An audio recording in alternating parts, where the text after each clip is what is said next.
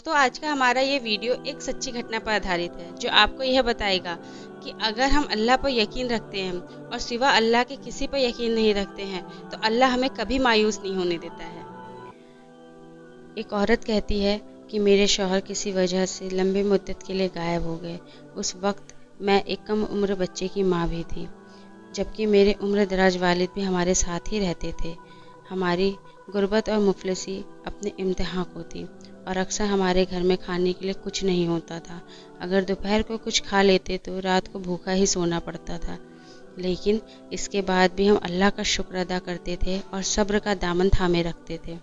लेकिन उस रात भूख और सब्र ने हमारा इम्तिहान लिया, जो इससे पहले कभी नहीं लिया था। दरअसल मेरी बेटी को शदीद बुखार ने आ घेरा था। बच्चे की बुखार और भूख से बनी हालत देखकर मुझे अपने और अपने वालिद की भूख का ख्याल ही नहीं रहा। ऐसी बेबसी और लाचारी हमने पहले कभी नहीं देखी थी। बेकरारी हद से बड़ी तो मुझे अल्लाह तबारक व ताला का ये कौल याद आ गया, भला कौन खुदा के सिवा बेकार का इल्तिजा कबूल करता है। जब हम उससे दुआ करते हैं तो वो हमारी तकलीफ़ को दूर करता है, चाहे वो तकलीफ़ भूख की हो, बीमारी की हो, गुर्बत की हो, चाहे गुनाहों की। कौन है उस जात पाक के सिवा जो इन सब तकलीफ़ों को दूर कर सकता है। ये सब सोचकर मैं उठी और जाकर वज़ू किया। वापस आकर बच्चे के माथे पर पानी से भीगी हुई पट्टी रखी और अल्लाह के हुजूर नमाज की अदायगी के लिए खड़ी हो गई। मुख्तसर सी नमाज पढ़ने के बाद हाथ उठाकर बच्चे के लिए दुआ की, उसके माथे से पट्टी उतारकर दोबारा पानी से भिगोकर रखी और एक बार फिर नमाज के लिए खड़ी हो गई। नमाज के बाद एक बार फिर बारगाह इलाही में दुआ के लिए हाथ उठाए। दुआ के बाद फिर पानी की पट्टी तब्दील की और दोबारा नमाज के लिए खड़ी हो गई। ये अमल मैंने कई बार दोहराया। जब मैं ये सब कुछ बार बार दोहरा रही थी तो किसी ने दरवाज़ा खटखटाया। मैं हैरान रह गई और हैरत के साथ सोचने लग गई कि भला रात के इस पहर कौन हो सकता है। मेरे वालिद ने पूछा कौन है, और जवाब आया कि मैं डॉक्टर हूँ। मैं और मेरे वालिद हम दोनों एक दूसरे को हैरत से देख रहे थे कि डॉक्टर को किसने बुलाया।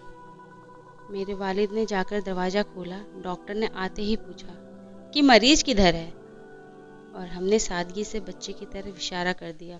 डॉक्टर ने बच्चे को चेक किया और कागज़ पर एक नुस्खा लिखकर मेरे हाथ में थमाते हुए बोले, ये दवा मंगवा लीजिए और लाइए, मेरी फ़ीस दीजिए, मैं चलता हूँ।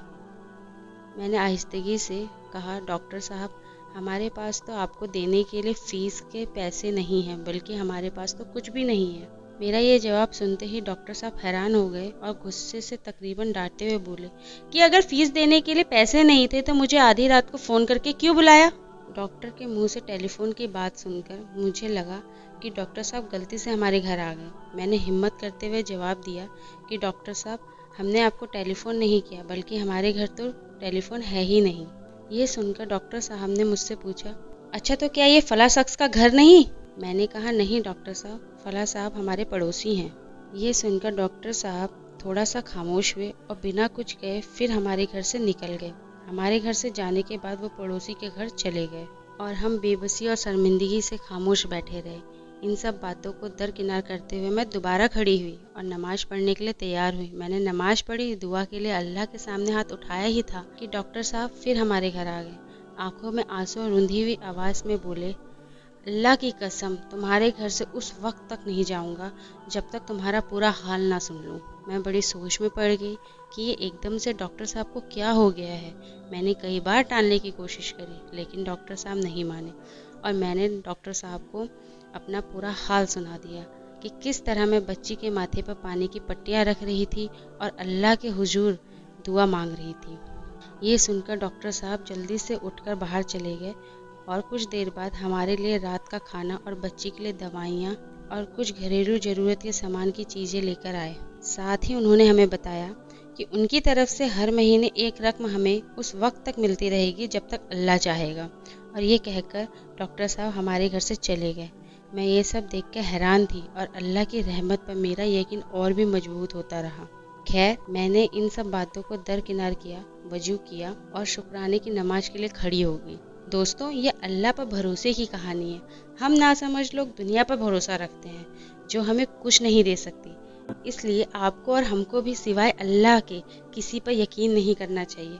अल्लाह तो हमें जन्म देने वाली माँ से भी 70 गुना ज़्यादा प्यार और रहम करता है। दोस्तों, अल्लाह आपको और हमें भी सलामत रखे। इसी दुआ के साथ आज ये वीडियो ख़त्म करते हैं। वीडियो पसंद आए तो लाइक करें, शेयर करें, सब्सक्राइब करें। अल्लाह हाफिज़।